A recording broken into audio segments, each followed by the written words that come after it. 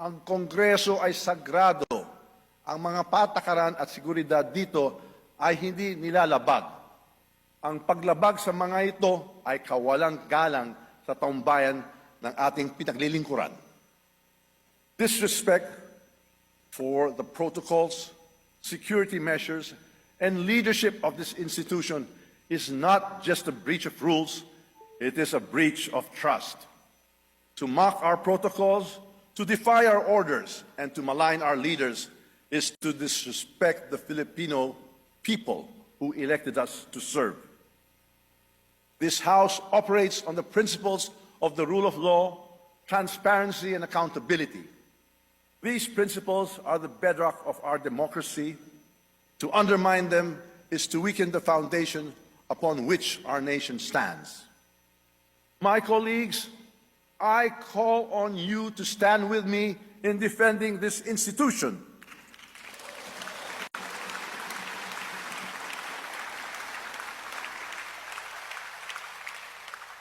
Ipaglaban natin ang dignidad ng Kongreso. Ipaglaban natin ang katotohanan.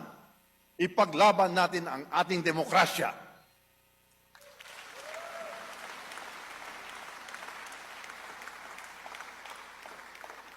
This is not about personal interests.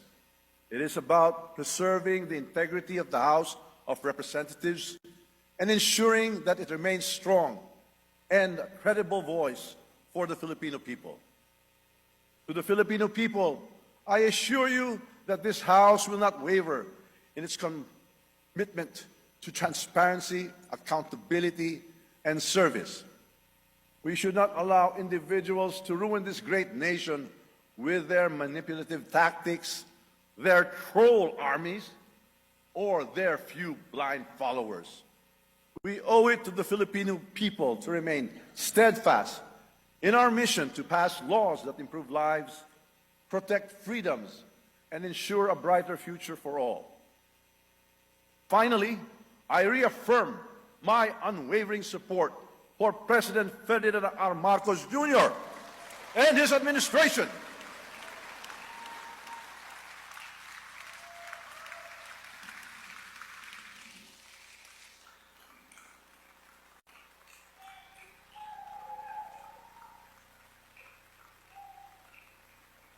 Together, we will continue to advance the reforms and policies that will lead us to economic recovery, national security, and a more equitable society.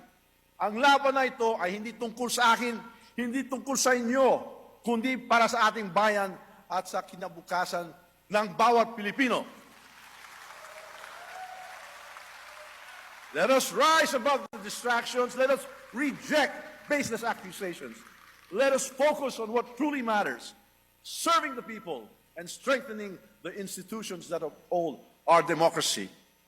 Let us stay focused, steadfast, and committed to the great job we are doing. It is indeed my honor and privilege fighting this battle with and for all of you.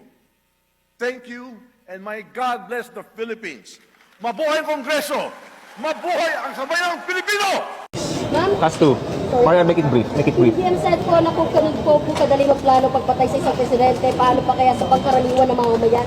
Kung ganyan kriminal na pagtatangka, hindi dapat pinapapit ang pas. Yan ay aking papalagan, sabi ni PBBM. Oo. 'Di ba? Pumalag nga yung buong bayan nung pinatay ng pamilya nila si Benigno Aquino Jr.